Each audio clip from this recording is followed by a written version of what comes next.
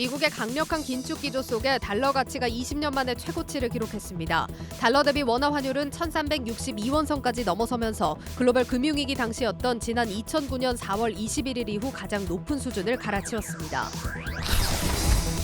지난달 소비자 물가 상승률이 5.7%로 7개월 만에 상승폭이 둔화됐습니다. 그러나 채소 등 농산물과 외식 비용은 고공행진하고 있어 당분간 5에서 6%대 물가 상승이 이어질 수 있다는 전망이 나왔습니다. 서울 아파트 매매 수급 지수가 17주 연속 하락세를 이어가며 3년 2개월 만에 가장 낮은 수치를 기록했습니다. 이 땅 금리 인상과 경기 둔화 우려로 주택 시장에서 팔려는 사람은 늘어나는 것에 비해 사려는 사람이 갈수록 줄어들고 있습니다. 두산그룹이 원전, 반도체 등 신산업 투자에 필요한 재원 마련에 어려움을 겪고 있습니다. 그룹이 핵심 계열사 두산에너빌리티 지분을 블록딜해 6천억 원 규모의 현금을 확보했지만 재무구조 부실 우려로 인한 주가 하락으로 고전하고 있습니다.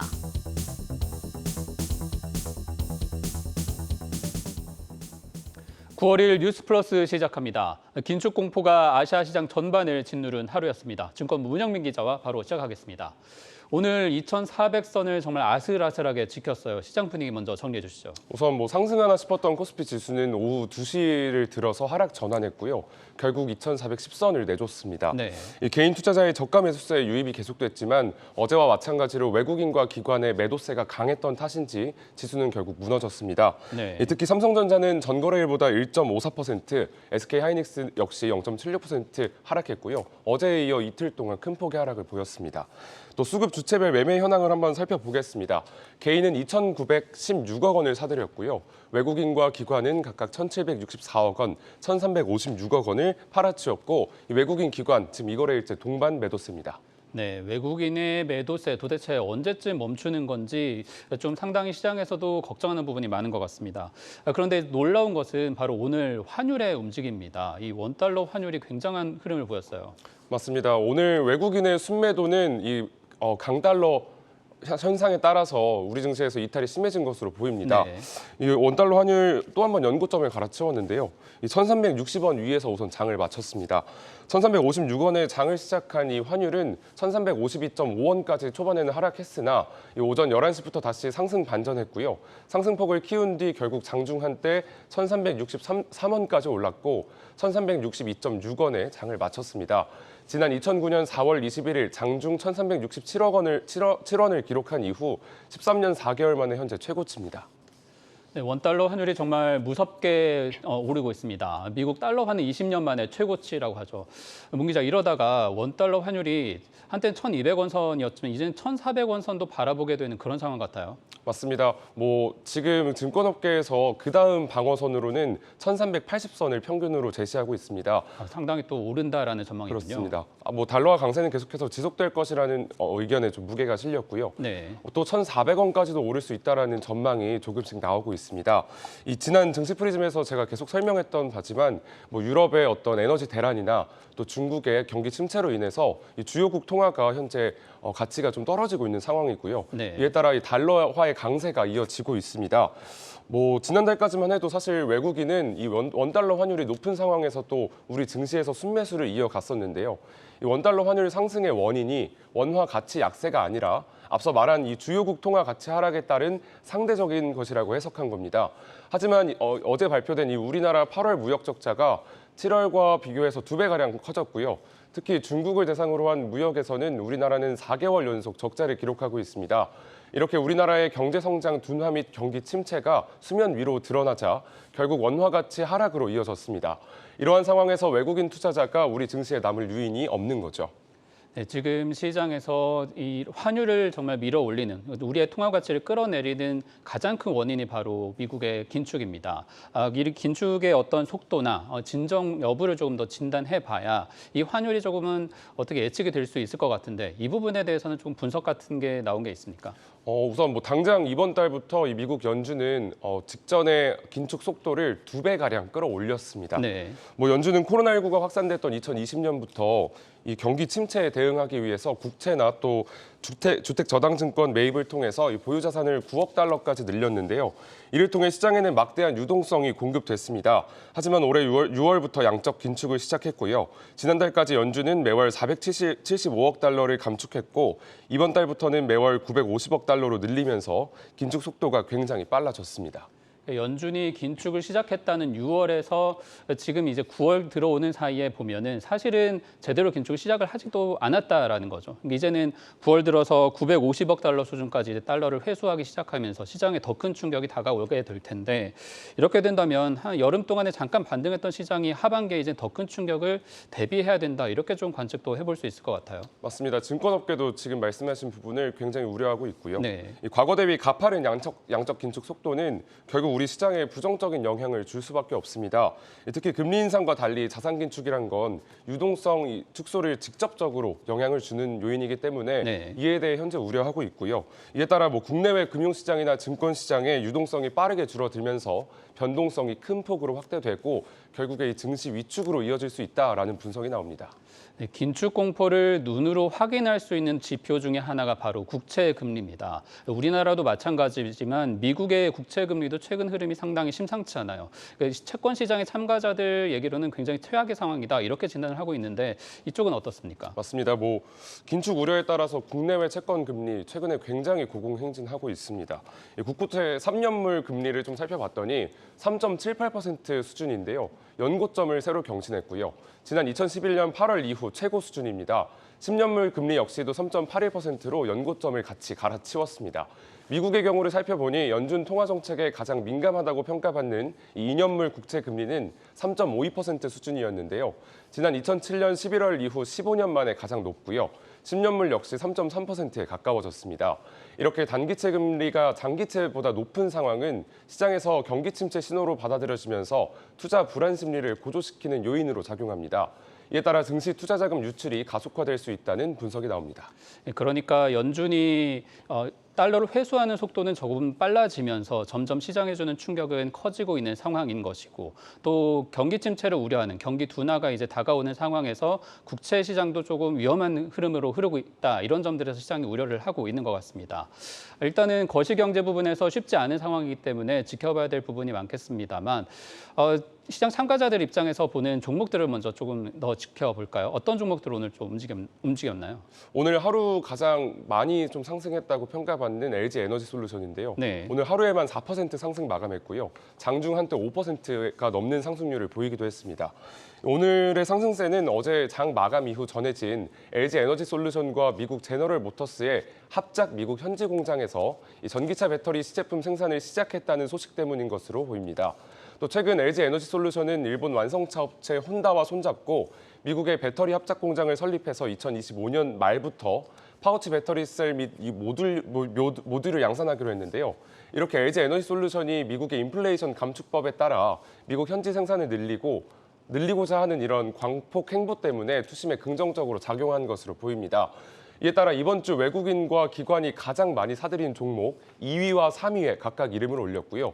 특히 외국인은 지난 7월 25일 이후 29거래일 연속 LG 에너지 솔루션을 순매수하고 있습니다.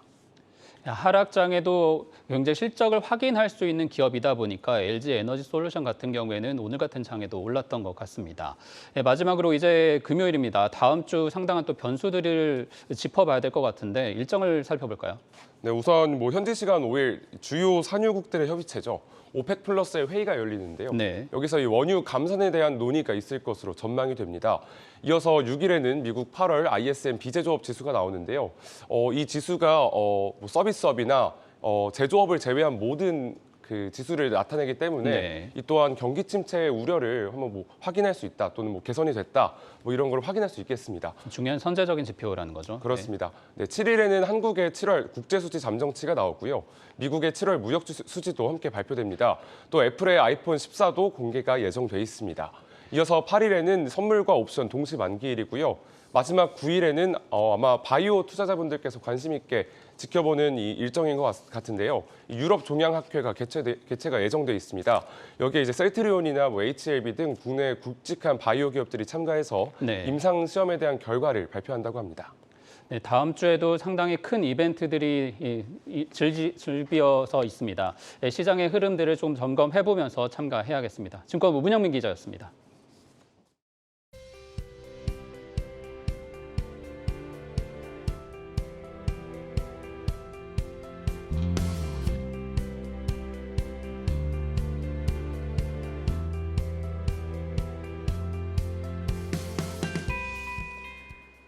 네, 뉴욕 증시 상황도 들어보죠. 글로벌 콘텐츠부 이지우 기자 나와 있습니다.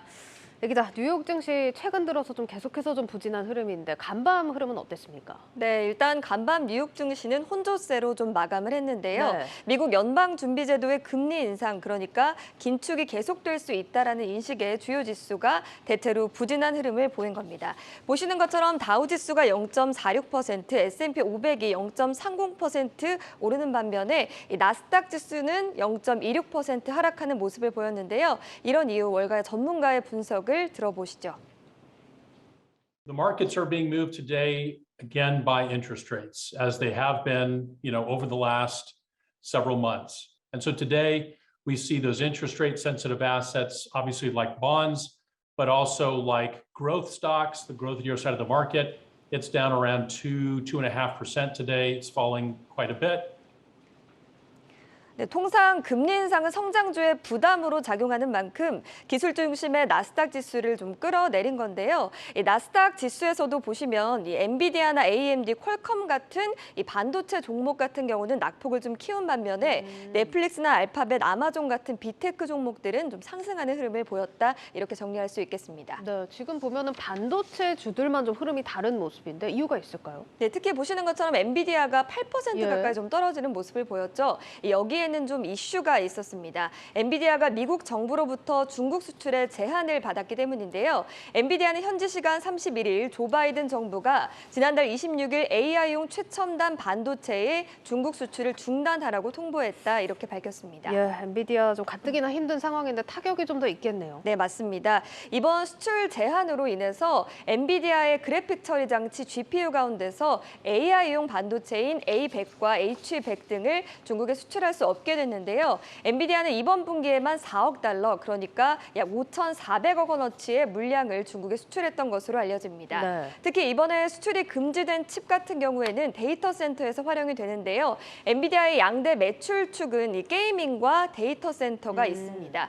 이 데이터 센터가 최근에 빠른 성장세를 좀 보였던 만큼 엔비디아의 주가가 좀 상당한 타격을 입었다. 이렇게 분석할 수 있겠습니다. 네, 사실 근데 미국에서 뭐 이런 조치가 나온 게 처음은 아니잖아요. 네, 맞습니다. 그건 아닌데요. 일단 이번 미국 정부의 조치는 중국과 러시아에 수출하는 제품에 적용이 되지만 엔비디아의 러시아 고객은 없다는 설명입니다. 또 AMD 역시도 AI용 반도체인 AMD 인스팅트 MI250이 동일한 규제를 받았는데요. 이 영향으로 AMD 주가 보시면 역시 2.99% 빠지는 모습을 보였습니다. 하지만 AMD의 경우에는 전 세대 제품이죠. MI100 수출이 제재 대상에서 제외가 되면서 엔비디아에 비해서는 충격이 좀 크지 않았던 것으로 풀이가 됩니다. 예, 그렇군요. 일단 중국향 물량이 좀 상당한 모습인데 이번 규제는 그러면 중국에만 수출이 좀 제한이 된다고 봐야 되는 겁니까? 네, 맞습니다.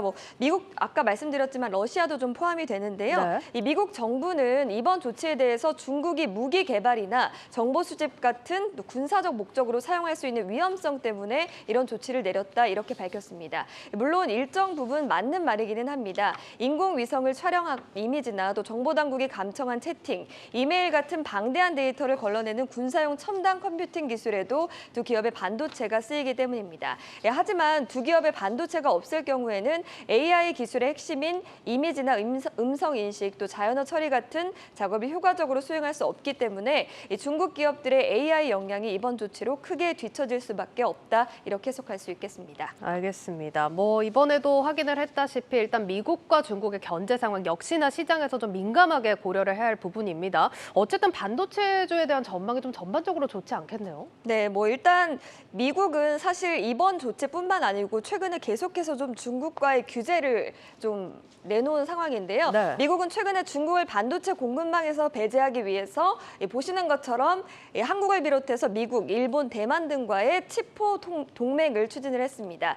여기에 지난달에는 바이든 대통령이 중국의 반도체 장비나 기술 기술에 대한 수출과 투자를 금지하는 규정을 담은 이 반도체 과학법이라는 것에도 서명을 한 바 있죠. 이 중국을 견제하는 동시에 글로벌 반도체 공급망을 미국 중심으로 제한하겠다 이런 의미인데요. 이번에는 자국 기업의 수출길까지 동원을 했다 이렇게 풀이할 수가 있겠습니다. 그렇군요. 일단 그러면은 미국 기업들의 피해까지 감수한다라는 입장인데 좀 반발은 없습니까? 일단 있죠. 엔비디아는 미국 정부의 수출 제한 조치를 발표한 이후에 이 정부가 중국에서 이 H100 AI 칩을 계속 개발할 수 있도록 허용할 것이다 이렇게 밝히면서 H100 칩 개발에 필요한 수출, 재수출 및 국내 이전도 승인할 계획이다 이렇게 밝혔는데요. 좀 어려워 보이지만 쉽게 말해서 미국에서 생산된 AI 칩은 수출이 불가능하지만 중국 현지에서 생산해 공급하는 것은 용인해준다 이런 말입니다. CNBC는 이에 대해서 미국 정부를 상대로 한 엔비디아의 승리다 이렇게 분석하기도 했는데요.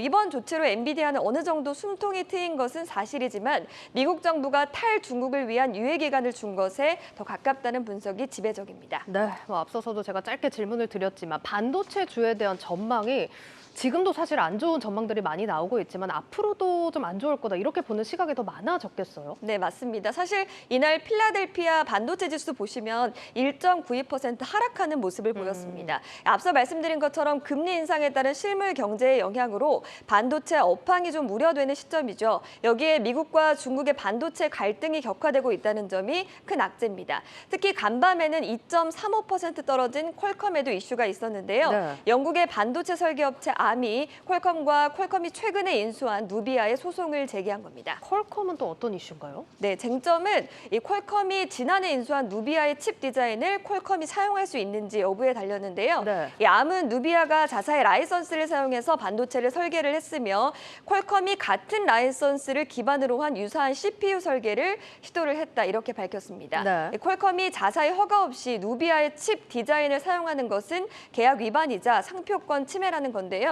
퀄컴은 누비아를 스마트폰이나 PC에 들어가는 칩 전략의 핵심으로 작동을 하고 있는데 누비아가 라이선스한 기술을 사용하지 못하게 될 경우에는 큰 피해가 예상이 됩니다. 그래서 앞서서 이제 엔비디아, AMD, 퀄컴 이렇게 일제히 좀 안 좋은 모습을 보였던 거군요. 네, 하지만 이 반도체주 가운데 마이크론은 좀 유일하게 1.28% 정도 상승하는 흐름을 보였습니다. 네. 이날 마이크론은 미국 아이다호주 보이즈 메모리칩 제조 시설에 향후 10년간 150억 달러, 약 우리 돈 20조 원 정도를 투자하겠다는 계획을 밝혔는데요. 최근 마이크론이 반도체 수요가 급감하면서 실적이 악화될 것이라고 경고한 상황임에도 불구하고 반도체 과학법의 수혜에 대한 기대감으로 오르는 모습을 보였습니다. 이렇게만 보자면 반도체주 중에서도 좀 흐름이 엇갈린다라는 건데 월가 분석은 어떻습니까? 반도체주에 대해서 악재가 좀 겹치면서 당분간 약세를 지속할 것으로 보고 있습니다. 시티리서치의 애널리스트인 크리스토퍼 데인리는 반도체 업황이 10년 만에 최악의 하강기로 접어들었다면서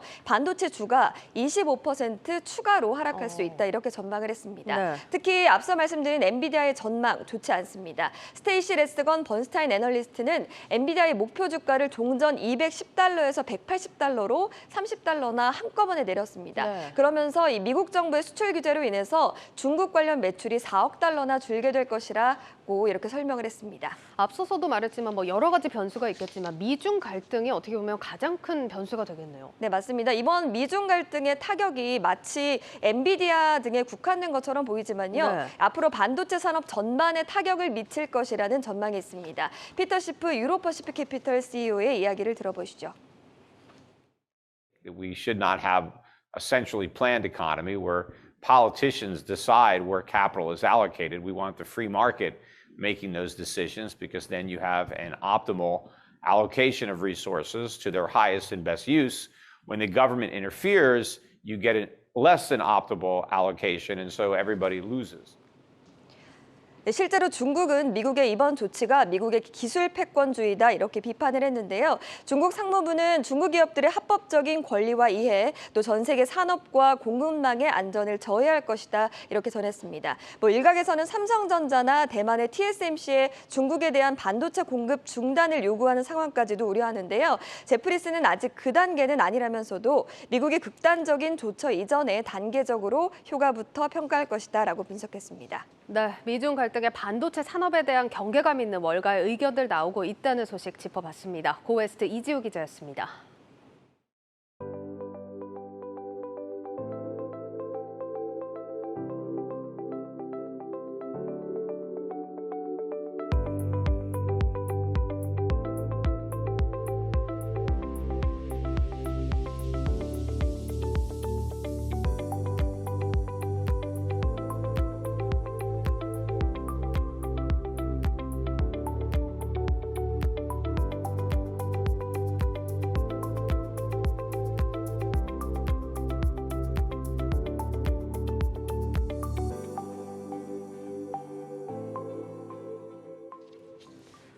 네, 두산그룹의 지주회사죠. 지난달 말 주 두산의 지분 매각 소식이 시장에 파장을 일으켰습니다. 하필 새 정부의 친원정 정책을 타고 급부상한 두산 에너빌리티 지분을 시장에 내놨기 때문입니다.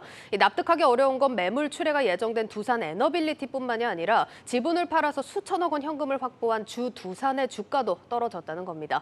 왜 이런 일이 생긴 건지 취재 기자와 짚어보겠습니다. 산업부 방서우 기자 나와 있습니다. 박 기자, 일단 최근에 일어났던 이 지분 매각 이슈부터 좀 설명을 해주시죠. 네, 지난달 31일이었습니다. 네, 두산이 자회사 두산 에너빌리티의 지분 4.47%를 이제 매각했다고 공시를 했는데요. 이 처분 단가는 주당 2만 50원으로 공시 전날 종가보다 한 7.6% 할인했다고는 하지만 지난 한 달간 흘러나온 원전 관련 호재와 그로 인해 오른 주가를 감안하면 지분 가치가 꽤나 뛴 상태에서 팔았다고 할 수 있습니다. 네. 이 매각 후에 두산의 두산 에너빌리티 지분은 한 30.5%대로 낮아지는데요.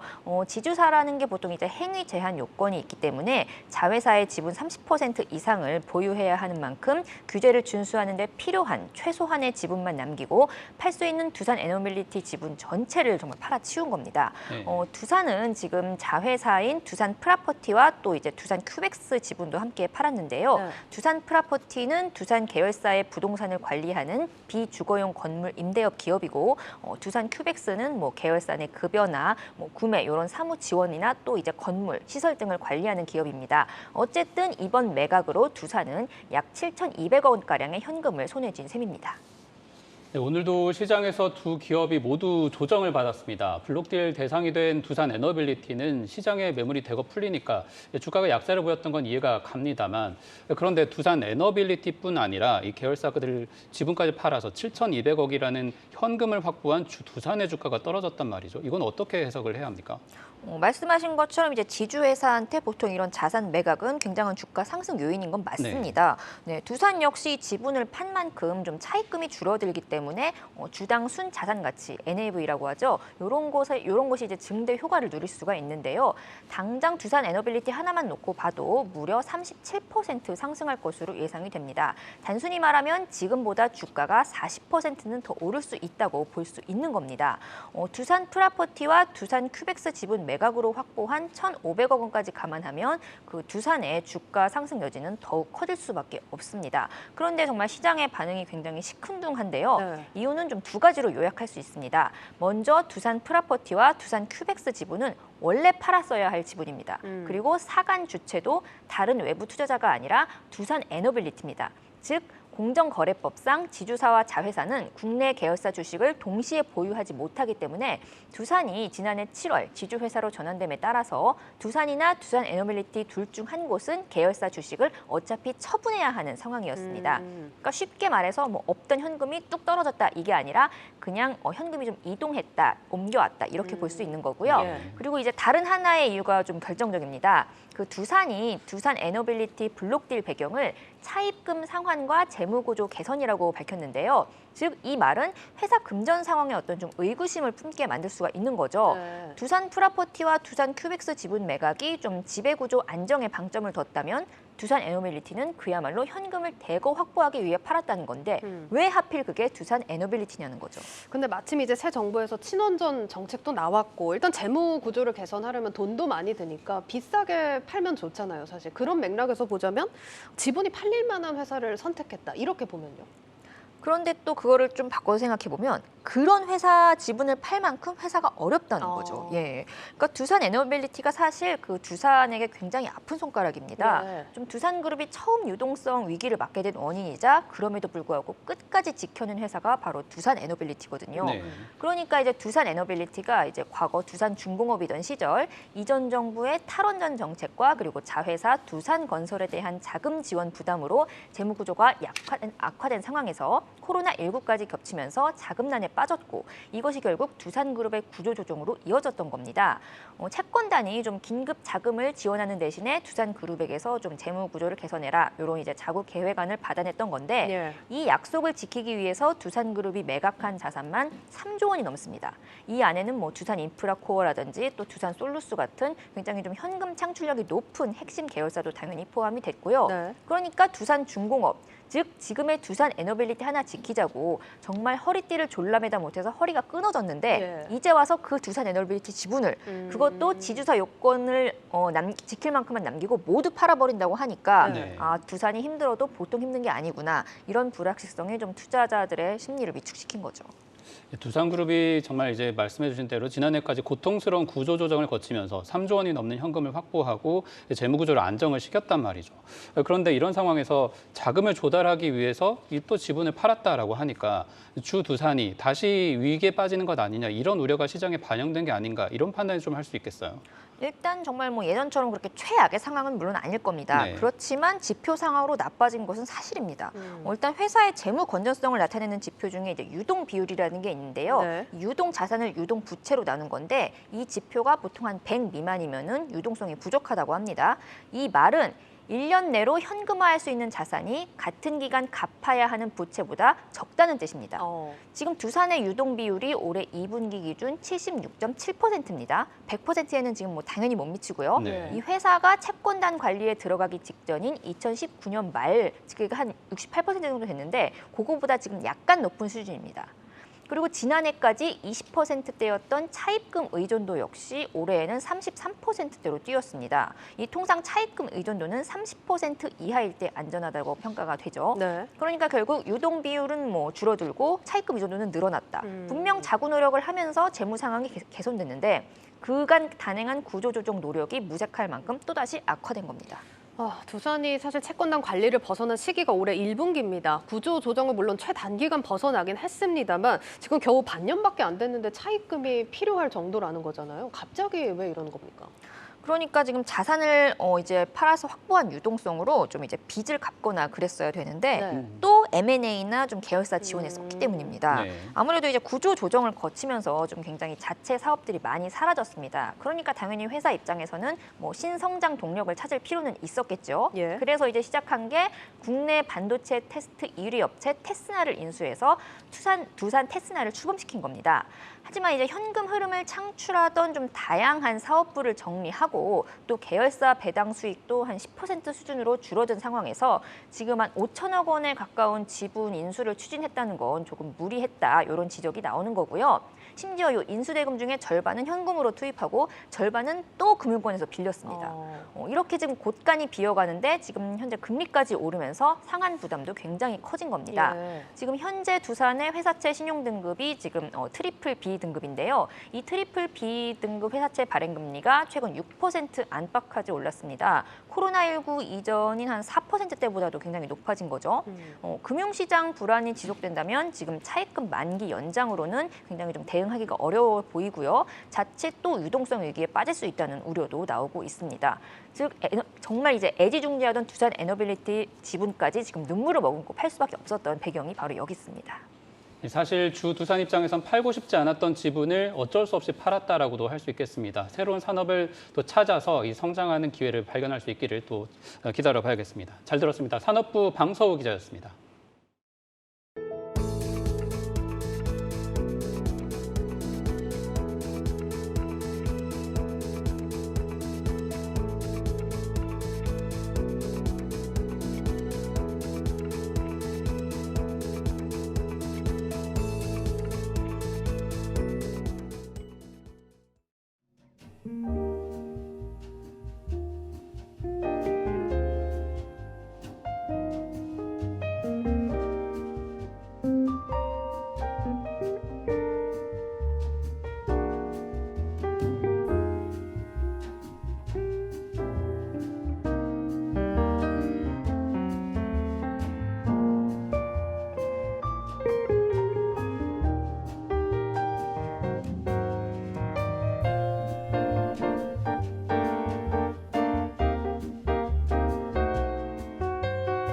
True Luxury with Art exhibits masterpieces from Korea's most renowned and emerging artists and making them accessible for each and every guest.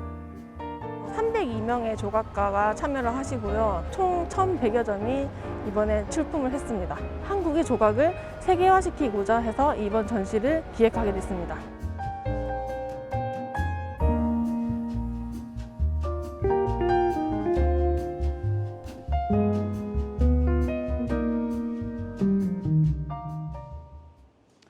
고공행진하던 소비자 물가 상승세가 7개월 만에 멈춰섰습니다. 지난달 소비자 물가가 1년 전과 비교해 5.7% 올라 5%대로 내려왔는데 채소류와 외식 물가는 여전히 높아 당분간 고물가 흐름이 이어질 거란 전망이 나왔습니다. 자세한 내용 전민정 기자가 전합니다. 6%대로 치솟던 소비자 물가가 한풀 꺾였습니다.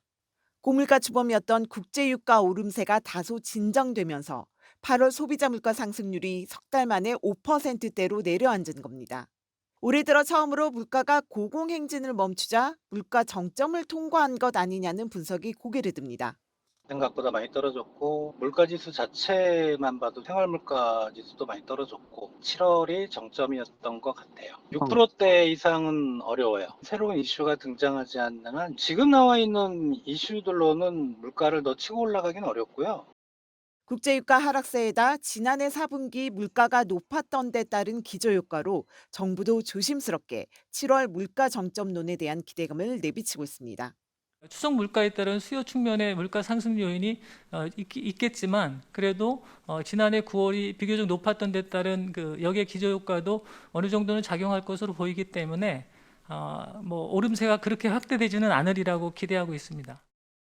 하지만 숨고르기에 들어갔을 뿐 정점을 거론하기에는 아직 대내외적인 불확실성이 크다는 진단도 적지 않습니다. 최대 산유국인 사우디아라비아가 원유 감산 카드를 만지작대고 있어 국제유가가 다시 오를 가능성을 배제할 수 없는 데다 우크라이나 사태가 확전돼 국제 곡물 가격이 더 치솟을 수 있어서입니다. 내부적으로는 이른 추석과 폭우에 지난달 채소값이 28%까지 치솟고 외식 물가도 30년 만에 최고치를 찍는 등 아직 잡히지 않고 있는 밥상 물가가 걱정입니다. 초대형 태풍이 흰남노의 상륙으로 농작물의 작황마저 부진해진다면 신선식품 물가는 더 천정부지로 오를 수 있습니다. 여기에 다음 달로 예정된 전기, 가스 등 공공요금 인상, 수입 물가 부담을 키우는 고환율 상황도 물가를 더 끌어올릴 수 있는 변수로 꼽힙니다. 설령 물가가 정점을 찍는다 해도 당분간 고물가 고통에서 빠져나오기는 힘들어 보입니다. 물가 상승률이 꺾였다지만 여전히 5% 후반의 높은 수준. 한국은행은 오늘 소비자 물가가 당분간 5에서 6%대를 유지할 것이라는 전망을 내놓으며 추가 빅스텝의 가능성까지 높였습니다. 계속되는 고물가의 금리 인상 기조까지 생산, 소비, 투자의 트리플 감소로 가속화되고 있는 하반기 마이너스 성장에 대한 우려도 더 커지게 됐습니다. 한국경제TV 전민정입니다. 기준금리가 꾸준히 올라 은행에서 대출을 받으려던 분들의 부담도 갈수록 커지고 있습니다. 그런데 기준금리 반영이 느린 신잔의 코픽스 대출을 이용하면 대출금리 부담을 조금이나마 줄일 수 있다고 합니다. 정호진 기자가 취재했습니다. 4.16%. 지난달 주택담보대출 금리는 2년 새 2배 가까이 뛰며 9년 반 만에 최고치를 기록했습니다. 이창용 한국은행 총재가 기준금리 인상 기조를 밝힌 가운데 대출 상환 부담을 덜 수 있는 대안으로 신잔의 코픽스가 떠오르고 있습니다. 코픽스란 8개 은행의 자금 조달 비용을 나타내는 지수로 일반적으로 은행 대출 금리의 원가 역할을 합니다. 코픽스는 산정 기준에 따라 신규, 신잔의 코픽스로 나뉘는데 금리 반영이 더딘 신잔의 코픽스의 금리 인상폭은 신규 코픽스보다 작았습니다. 신잔의 코픽스의 금리가 신규 코픽스에 비해 1.3%포인트 낮았지만 코픽스는 원가인 만큼 최종 금리에선 차이를 보였습니다. 5대 시중은행 가운데 신잔의 코픽스 대출의 금리가 가장 낮은 건 KB국민은행이었고 신한은행은 신잔의 코픽스에 더 높은 가산금리를 적용해 신규 코픽스 대출과 금리가 같습니다. 지난해 신잔의 코픽스 대출을 중단한 우리은행과 농협은행은 대출 재개를 검토 중이라고 전했습니다. 다만 신잔의 코픽스가 금리 반영 속도가 더딘 만큼 금리가 하락할 때에도 천천히 내린다는 점을 유의해야 한다는 목소리도 나옵니다. 신규 취급 기준으로 보시는 게 최근 어떤 시장 상황을 좀 더 반영하고 있지 않나 그렇게 생각됩니다. 금리에 대한 전망을 반영해서 신자의 기준이냐 신규 취급의 기준이냐가 선택이 될 가능성이 있죠. 한편 금융당국도 금융소비자의 선택권을 넓히기 위해 신잔의 코픽스 대출을 활성화하겠다고 밝혔습니다. 금융감독원은 대출 시 금리 정보를 확인할 수 있도록 설명서 개정을 추진하고 판매 현황을 모니터링할 계획입니다. 한국경제TV 정호진입니다. 세계 최대 가전 박람회 이파 2022가 오늘부터 나흘간의 일정으로 독일 베를린에서 열립니다. 경기 둔화에도 소비가 줄지 않는 프리미엄 가전 경쟁이 치열한데 우리 기업 가운데 세계 가전 1위 LG전자가 혁신적인 제품들을 대거 선보여 눈길을 끌었습니다. 양현주 기자가 보도합니다. LG전자가 세계 최대 가전 박람회 이파 2022에서 공개한 신개념 냉장고입니다. 냉장고 문 표면을 LED로 바꿔 분위기나 인테리어에 맞게 원하는 대로 색깔을 바꿀 수 있습니다. 소비자 취향에 맞는 다양한 색상의 냉장고를 선보인 것을 넘어 이제는 마음대로 색을 바꿀 수 있도록 한 겁니다. LG전자는 세계 최대 크기의 97형 올레드 TV도 선보였습니다. 갈수록 침체되고 있는 글로벌 TV 시장에서 유일하게 성장하고 있는 프리미엄 TV 수요를 잡기 위해서입니다.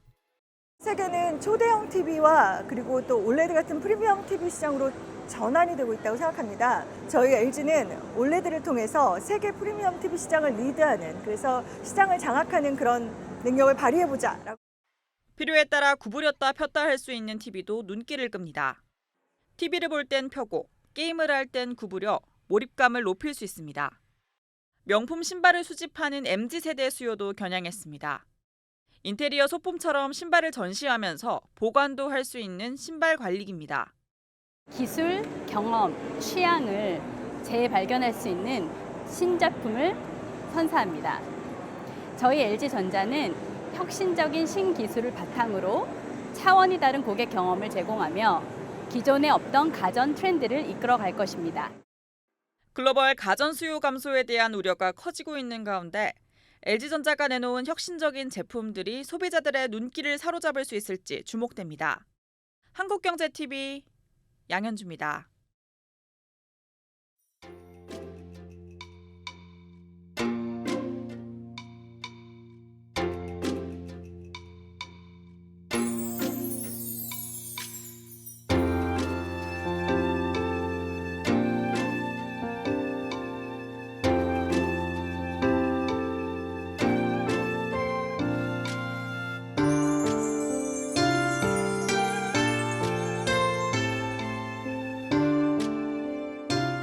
오늘도 그 각 지역에서 대표하는 우수 공예품들이 많이 전시되어 있는데 소비자들이 전통 공예를 새롭게 인식하고 공예인들에게는 새로운 판로의 계기가 되기를 기대합니다.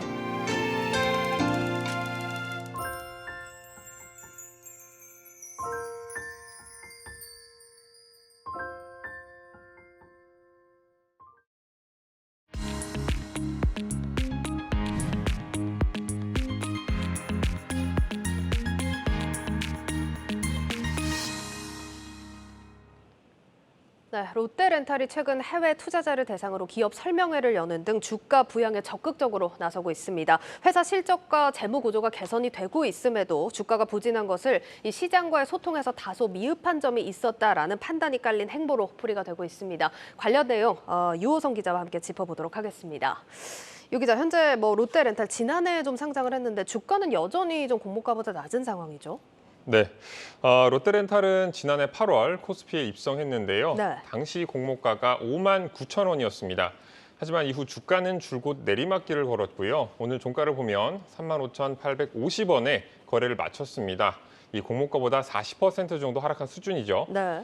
최근 코스피 부진을 감안하면 나름 선방하고 있다 이런 평가도 있지만 공모가에 비해서 하락폭이 워낙 컸기 때문에 주주들 불만이 큰 상황입니다.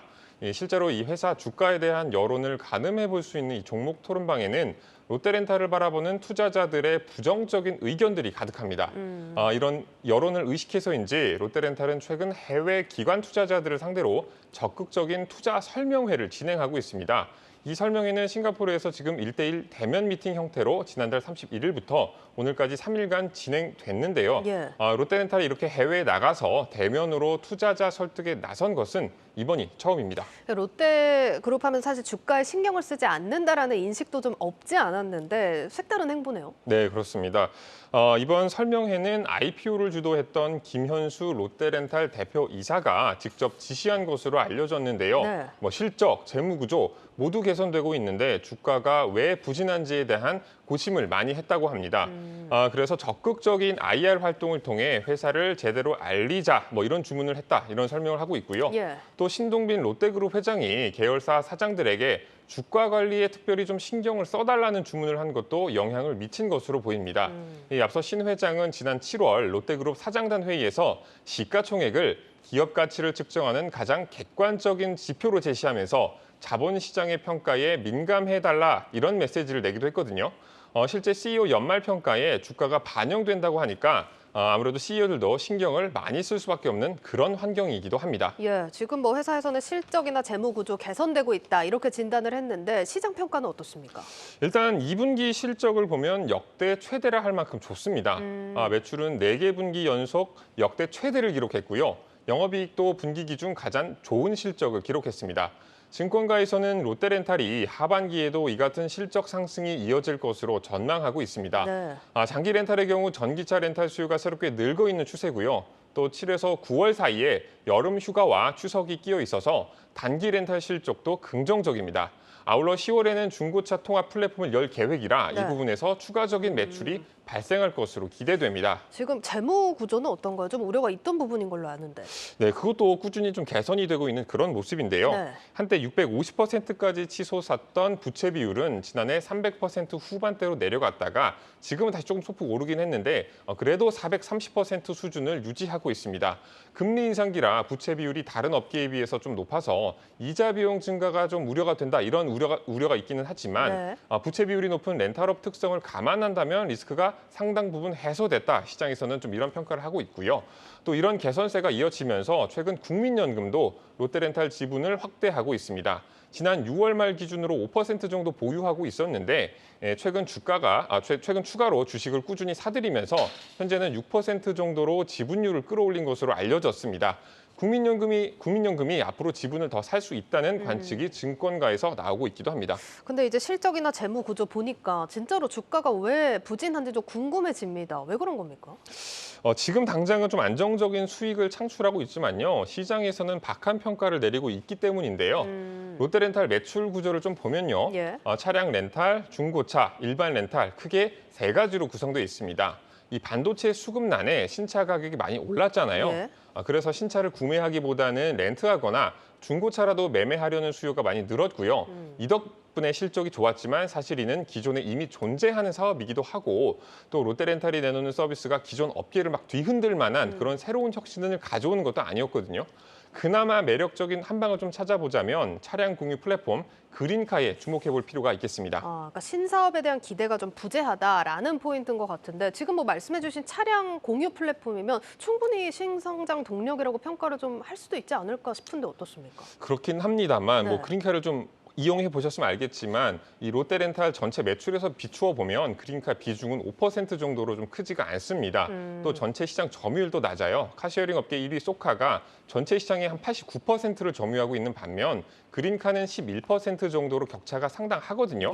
이 경쟁이 첨예해도 이를 뒤집기가 어려울 판에 이 격차가 워낙 크다 보니까 1등이 모든 걸 차지하는 이 플랫폼 업계의 특성상 그린카 하나로는 향후 주가 상승을 이끌어낼 만한 동력이 있다 보기가 어려운 것이죠.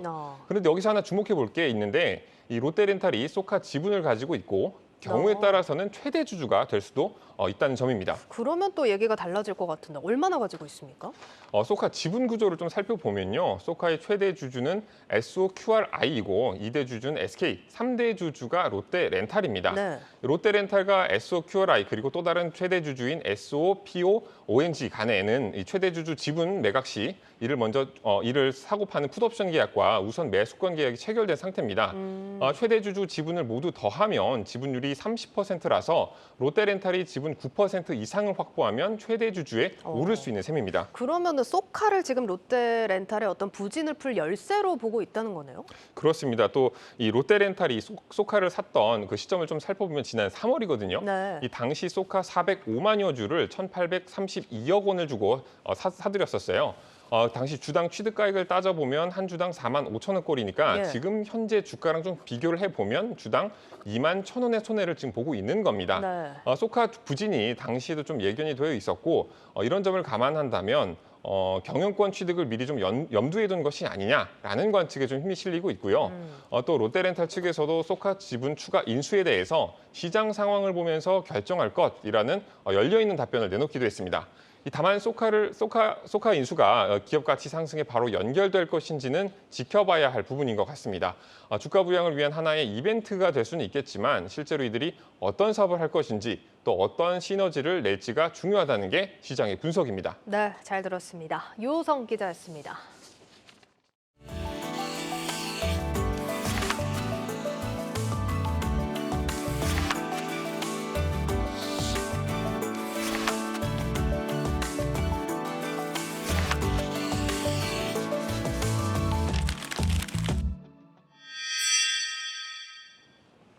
네, 우리가 인터넷을 이용하려면 웹 브라우저가 필요합니다. 10년 전만 하더라도 국내 시장의 경우에는 익스플로러가 독점을 했지만 이후에는 이제 크롬이나 파이어폭스 같이 이제 다양한 브라우저들이 성장을 하고 있습니다. 최근에는 네이버가 만든 브라우저죠. 이 웨일도 두각을 나타내고 있다고 하는데 이 네이버의 웨일 자세히 들여다보겠습니다. IT 바이오부 임동진 기자 나와 있습니다. 네. 임 기자, 일단 이제 웹 브라우저 대명사였던 사실 인터넷 익스플로러가 좀 철수를 하면서 시장 변동이 좀 일어나고 있는 상황인 거죠, 지금? 네, 맞습니다. 이 그래프를 한번 보면서 같이 좀 설명을 드려야 될 것 같습니다. 앞서 인터넷 익스플로러는 1995년 출시돼서 2013년까지 새로운 버전이 나왔었는데요. 네.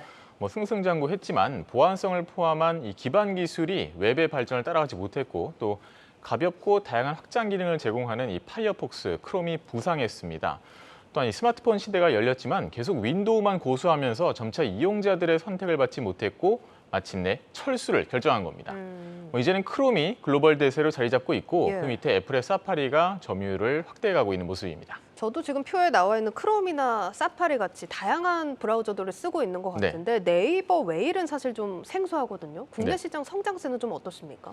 네, 웨일이 사실 2017년 이후에 이제 나왔는데 지금 몇 년 안 됐는데 많이 성장한 모습을 보여주고 있습니다.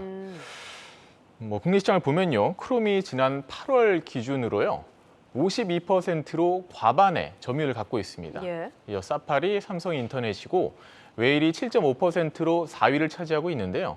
웨일의 점유율은 2018년 말까지만 해도 1% 미만이었지만 2019년 말에는 5.82%, 2020년 말에는 8.2%, 올해 1월에는 처음으로 9%에 진입했고 지난달까지 이를 유지해왔습니다. 웨일은 점유율을 2024년까지 국내 1위에 올려놓겠다는 목표를 제시한 바 있지만 현재는 수개월째 정체되어 있는 모습인데요. 네. 웨일의 점유율 확대의 가장 큰 걸림돌은 아이러니하게도 스마트폰의 영향이 큽니다. 웨일보다 점유율이 높은 사파리와 삼성 인터넷의 경우에는 아이폰과 갤럭시에 기본 탑재되어 있기 때문인데요. PC 사용자로만 보면은 웨일이 크롬 엣지에 이어 현재 3위를 차지하고 있습니다. 그래도 웹 브라우저 같은 경우는 웬만해서는 좀 바꾸기 쉽지 않으니까 웨일이 이만큼 성장한 부분을 좀 주목을 해봐야 될 것 같은데 이유를 어디서 찾을 수 있을까요? 아무래도 국내 토종 브라우저다 보니까 국내 웹이라든지 소프트웨어 이런 호환성 부분도 있을 겁니다. 네. 하지만 네이버 측에서 대표적인 이유로 웨일 연구소를 꼽는데요. 이 웨일 연구소는 한마디로 이 사용자 친화적인 그런 연구소라 보시면 되는데 웨일 개발자와 일반 사용자들이 소통하는 공간입니다. 원하는 기능에 대한 아이디어를 제공하고 피드백을 주고 이런 과정을 통해서 사용자들이 높은 호응을 받은 겁니다. 익스플로러든 크롬이든 브라우저들은 잘 만든 제품이고 알아서 업데이트를 할 테니까 알아서 잘 써주세요. 이런 스탠스라면 네, 이 웨일은 우리 함께 잘 만들어 보자. 이런 차이가 있는데 이런 부분이 이용자들의 마음을 사로잡았다는 겁니다. HWP, 이 한글 파일을 브라우저에서 바로 볼 수 있도록 한 기능이나 하나의 창을 2개로 나눠 쓸 수 있는 기능, 종류에 상관없이 스마트폰에서 PC로 파일을 바로 보낼 수 있는 애플의 에어드랍과 비슷한 그린드랍 등이 대표적입니다. 알겠습니다. 네이버가 이제 왜 이렇게 브라우저를 키우고 있는지 이런 부분에 대해서도 한번 살펴볼 필요가 있을 것 같은데 웨일 점유율이 늘면은 네이버에는 어떤 영향이 있는 겁니까? 일단 네이버에서 얘기하는 거는 웨일은 단순한 브라우저가 아니다. 이겁니다. 네이버의 다른 서비스, 플랫폼을 연결해주는 인프라로 보시면 좋을 것 같은데요. 먼저 웨일의 기본 페이지가 네이버이기 때문에 웨일을 사용할 경우 이 검색 등 네이버 서비스에 대한 접근성이 강화되고요. 거기에 따른 당연히 광고 수입이나 수수료 수입도 늘어날 수 있고 네이버 생태계로 이용자들을 끌어들일 수 있다는 이점이 있습니다. 웨일이 교육 사업에 공을 들이는 이유도 이 같은 전략이 기반이 되고 있다. 이렇게 볼 수 있습니다. 교육 사업 그럼 좀 자세히 들여다볼게요. 어떤 구조입니까, 이게? 네, 이 교육, 이 웨일의 현재 이 로그인하는 방법을 보시면 네이버 아이디로 로그인하는 방법이 있고 예. 웨일 스페이스를 통해서 로그인을 하는 방법이 있는데요. 네. 이 웨일 스페이스는 학교나 기관이 이용하는 겁니다. 학급 관리, 교육 등 50여 개의 다양한 솔루션을 제공하는 에듀테크 플랫폼이 바로 웨일 스페이스인데요. 학교와 교육청 등은 웨일 스페이스의 데이터를 자체적으로 활용해서 맞춤형 교육 시스템을 구축하거나 기존의 교육 커리큘럼을 개선하기도 합니다. 현재 국내 공교육 시장에서는 완전히 자리를 잡았는데요. 전국 17개 전체 시도교육청이 도입했고 사용자 계정도 110만 개를 돌파했습니다. 최근에는 베트남 스마트 교육 환경 구축에도 참여키로 하는 등 사업을 해외로까지 확대하는 모습입니다. 이처럼 웨일 스페이스를 통해 초중고 학생들에게 웨일과의 접점을 제공하는 것은 잠재적 이용자를 확보하는 전략도 될 수 있습니다. 그러면은 관련해서 웨일이 좀 확장하고자 하는 분야는 어떤 게 또 있을까요? 이 네이버는 또 웨일을 활용한 디바이스도 내놨는데요. 바로 웨일북입니다. LG전자, 레노버 등과 협력해서 만들었는데 이 교육용 노트북으로 보시면 됩니다. 이 웨일 브라우저뿐만 아니라 이 운영 체제도 만들었는데 이를 적용한 이 교육용 웨일 스페이스에 최적화된 기기입니다. 이미 미국에서는 크롬 운영 체제를 탑재한 크롬북이 대중화된 상황인데요. 웨일은 2020년부터 차량용 인포테인먼트 등으로도 영역을 확대하기 위해 개발에 매진하고 있는데 특히 자동차 운영 체제로 시장 영향력을 갖게 되면은 차량의 경로와 이동 시간 등은 빅데이터가 되기 때문에 네이버의 다양한 사업에도 활용할 수 있습니다. 네이버는 자동차 외에도 키오스크, 엘리베이터 등 디스플레이가 있고 운영 체제가 필요한 생활 속 여러 곳에 웨일을 적용시킨다는 목표입니다. 네. 이 같은 전략들을 통해 장기적으로 웨일 생태계를 만들고 브라우저 점유율 역시 높일 수 있을 것으로 기대하고 있습니다. 네, 여기까지 듣겠습니다. IT 바이오부 임동진 기자였습니다.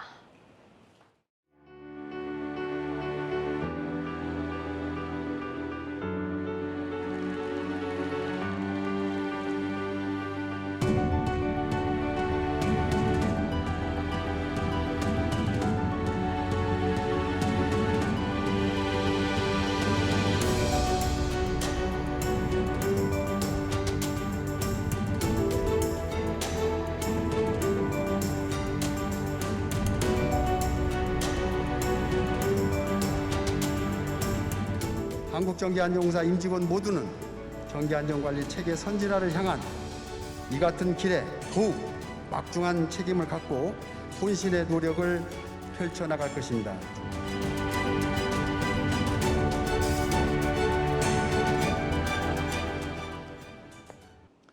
삼성전자 DX 부문을 이끌고 있는 한종희 부회장이 지속가능 경영과 관련한 삼성전자의 장기 전략을 조만간 공식 발표하겠다고 예고했습니다.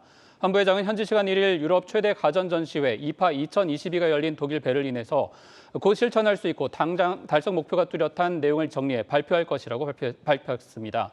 이 발언은 삼성전자가 아직 공식적으로 선언하지 않은 글로벌 재생에너지 캠페인 알리백 동참을 발표하겠다는 뜻으로 해석됩니다. 삼성은 국내 재생에너지 인프라 미비 등을 이유로 국내 4대 그룹 중 유일하게 아직까지 알리백 가입 선언을 하지 않았습니다. 서울 아파트 매매수급 지수가 17주 연속 하락세를 이어가며 3년 2개월 만에 가장 낮은 수치를 기록했습니다. 오늘 한국부동산원에 따르면 이번 주 서울 아파트 매매수급 지수는 지난주보다 1.1포인트 떨어진 81.8로 올해 5월 19일 이후 17주 연속 하락한 것으로 나타났습니다. 매매수급 지수는 기준선인 100보다 낮을수록 시장에 집을 팔려는 사람이 사려는 사람보다 많다는 것을 의미하는데 2019년 7월 1일 80.3을 기록한 이후 약 3년 2개월 만에 최저치를 기록한 겁니다.